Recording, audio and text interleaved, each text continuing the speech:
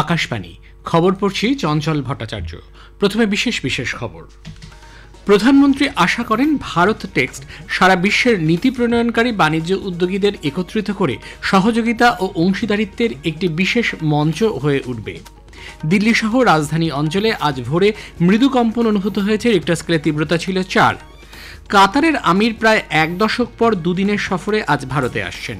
ইসরায়েলের প্রধানমন্ত্রী বলেছেন, গাজা ভূখণ্ডের জনবসতিকে অন্যত্র সরানোর যে পরিকল্পনা মার্কিন রাষ্ট্রপতি করেছেন তা বাস্তবায়নের লক্ষ্যে তিনি কাজ করবেন। মহিলা প্রিমিয়ার লিগে গুজরাট ইউপি ওয়ারিয়ার্সকে 6 উইকেটে পরাজিত করেছে। আসছি বিস্তারিত খবরে।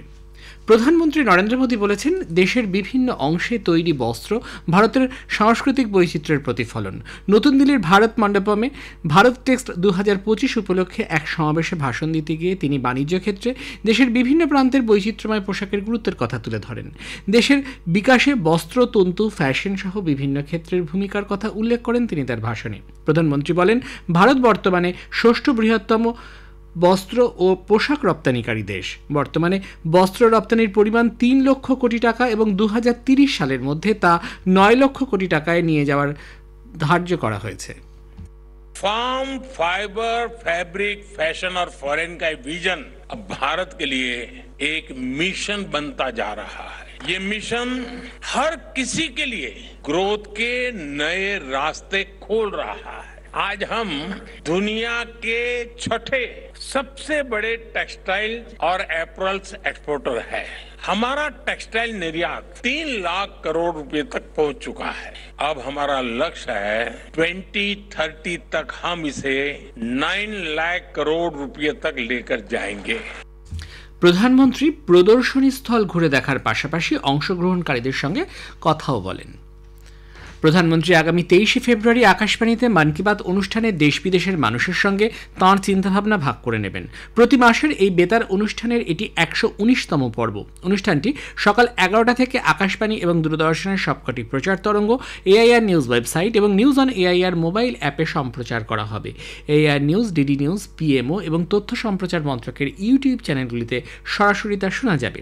আকাশবাণীতে হিন্দি ভাষায় সম্প্রচারের ঠিক পরেই আঞ্চলিক ভাষায় তা সম্প্রচারিত হবে।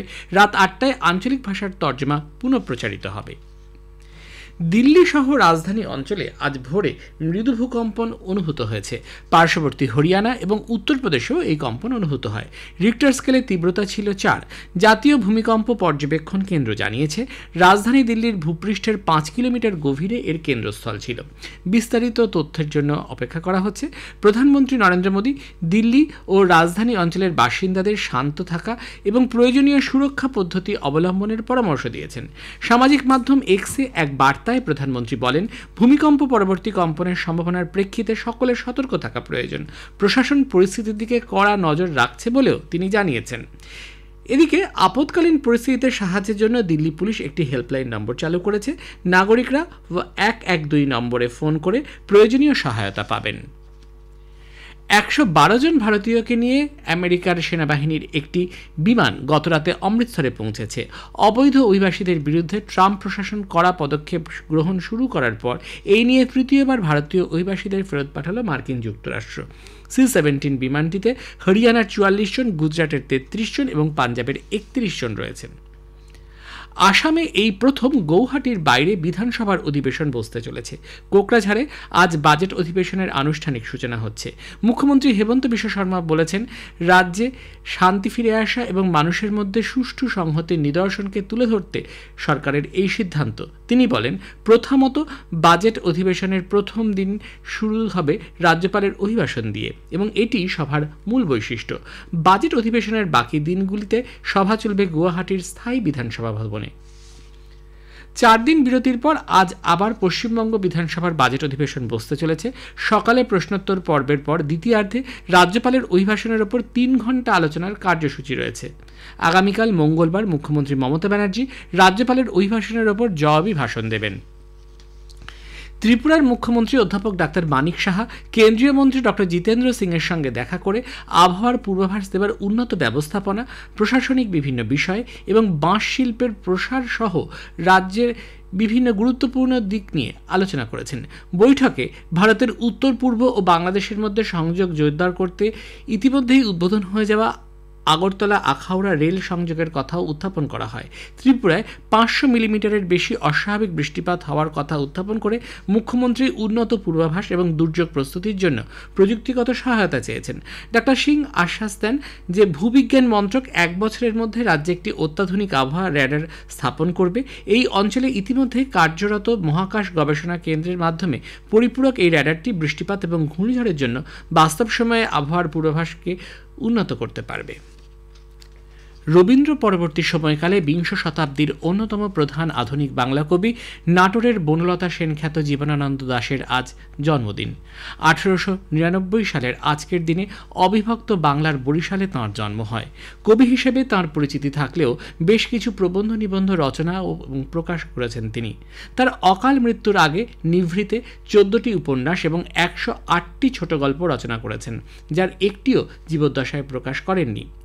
1946-47 কাব্যে তিনি লিখেছিলেন, দিনের আলোয় ওই চারিদিকে মানুষের অস্পষ্ট ব্যস্ততা, পথে ঘাটে ট্রাক, ট্রাম লাইনে, ফুটপাতে, কোথাও পরের বাড়ি এক্ষুনি নিলেম হবে মনে হয় জলের দরবারে, সকলকে ফাঁকি দিয়ে স্বর্গে পৌঁছবে সকলের আগে, সকলেই তাই। তার এই লেখার দেশ ধরে বলা যায়, এক ট্রাম দুর্ঘটনায় সকলকে ফাঁকি দিয়ে আগে স্বর্গে পৌঁছানোর জন্য 1954 খ্রিস্টাব্দের 22 অক্টোবর তিনি আমাদের সকলকে ছেড়ে চলে যান। পায়েল কাপাডিয়ার চলচ্চিত্র All We Imagine as Light 78তম বাফটা অ্যাওয়ার্ডের সমালোচকদের প্রশংসা পেয়েছে, যদিও কোনো বিভাগে সিনেমাটি পুরস্কার জয় করতে ব্যর্থ হয়েছে। Best film not in the English language বিভাগে প্রতিদ্বন্দ্বিতা করে কাপাডিয়ার সিনেমা স্প্যানিশ ফরাসি মিউজিক্যাল ক্রাইম ড্রামা এমিলিয়া পেরেজের কাছে হেরে যায়। All We Imagine as light 2024 সালে কান চলচ্চিত্র উৎসবে মর্যাদাপূর্ণ গ্র্যাপি জয়ী প্রথম ভারতীয় চলচ্চিত্র। এ খবর প্রচারিত হচ্ছে আকাশবাণী থেকে। কাতারের আমির Sheikh Tamim bin Hamad Al Thani প্রায় 1 দশক পর প্রধানমন্ত্রী নরেন্দ্র মোদীর আমন্ত্রণে দুদিনের সফরে আজ ভারতে আসছেন।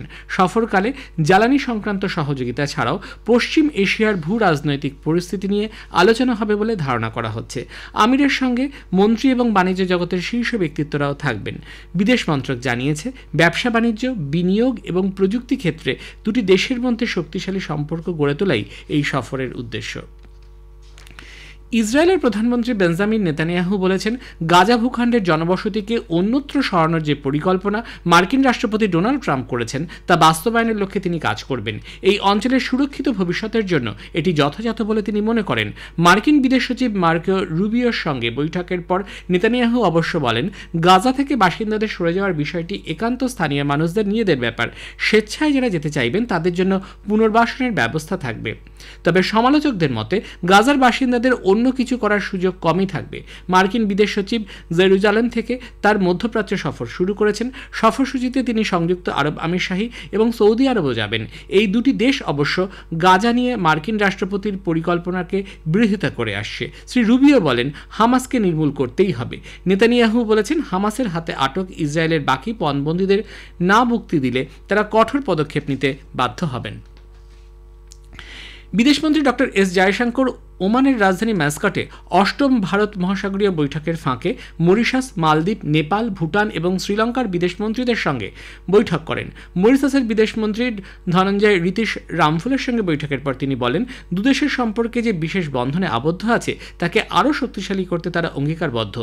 ভারত মালদ্বীপের বিভিন্ন ক্ষেত্রে সহযোগিতার বিষয় নিয়ে তিনি মালদ্বীপের বিদেশমন্ত্রী আবদুল্লাহ খলিলের সঙ্গে পর্যালোচনা করেছেন। শ্রীলঙ্কার বিদেশমন্ত্রী বিজিতা হেরাতের সঙ্গে বৈঠকে সেদেশের অর্থনৈতিক পুনরুদ্ধারে ভারতের সহায়তার অঙ্গীকার করেন ডক্টর জয়শঙ্কর। তিনি ওমান, ব্রুনেই এবং ইরানের বিদেশমন্ত্রী এবং বাংলাদেশের পররাষ্ট্র উপদেষ্টা মোহাম্মদ তৌহিদ হোসেনের সঙ্গেও বৈঠক করেন। নতুন দিল্লিতে সীমান্তরক্ষী বাহিনী বিএসএফ এবং বর্ডার গার্ড বাংলাদেশ বিজিবির মহানির্দেশক পর্যায়ে 4 দিনের বৈঠক আজ শুরু হবে। বাংলাদেশের 13 সদস্যের প্রতিনিধি দলের নেতৃত্ব দেবেন বিজিবির মহানির্দেশক মোহাম্মদ আশরাফুজ্জামান সিদ্দিকী। মহিলা প্রিমিয়ার লিগ ক্রিকেটে ভাদোদরার কোটাম্বি স্টেডিয়ামে গুজরাট জায়ান্টস 6 উইকেটে ইউপি ওয়ারিয়র্সকে পরাজিত করেছে। জয়ের জন্য 144 রানের লক্ষ্য নিয়ে খেলতে নেমে গুজরাট জায়ান্টস 18 ওভার 4 উইকেট হারিয়ে প্রয়োজনীয় রান তুলে নেন। ইউপি ওয়ারিয়র্স নির্ধারিত 20 ওভারে 9 উইকেটে 143 রান তোলে। আজ ওই মাঠেই দিল্লি ক্যাপিটালস রয়্যাল চ্যালেঞ্জার্স ব্যাঙ্গালোরের মুখোমুখি হবে। শেষে বিশেষ খবর আরও একবার। প্রধানমন্ত্রী আশা করেন ভারত টেক্সট সারা বিশ্বের নীতি প্রণয়নকারী বাণিজ্য উদ্যোগীদের একত্রিত করে সহযোগিতা ও অংশীদারিত্বের একটি বিশেষ মঞ্চ হয়ে উঠবে। দিল্লি সহ রাজধানী অঞ্চলে আজ ভোরে মৃদু কম্পন অনুভূত হয়েছে, রিক্টার স্কেলের তীব্রতা ছিল 4। খবর শেষ হলো, এরপর স্থানীয় সংবাদ 10টা বেজে 10 মিনিটে।